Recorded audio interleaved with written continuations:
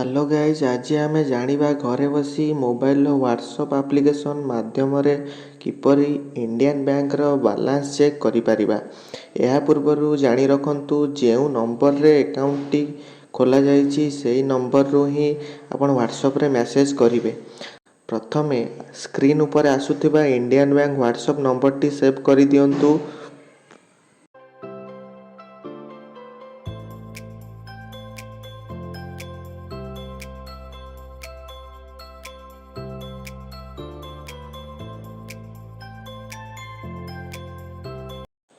ଏହାପରେ ଏହି ନମ୍ବରରେ ହାଏ ମେସେଜ୍ କରିଦିଅନ୍ତୁ।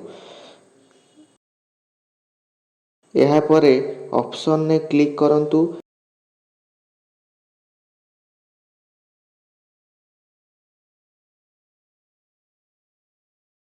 ଏବଂ ସେଣ୍ଡ ମାରନ୍ତୁ।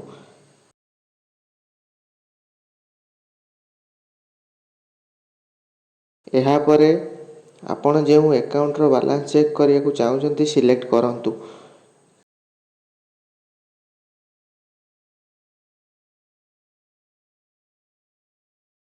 ଦେଖିପାରୁଥିବେ ମାତ୍ର 10 ସେକେଣ୍ଡରେ ଆପଣଙ୍କର ବାଲାନ୍ସ ଚେକ୍ ହୋଇଗଲା।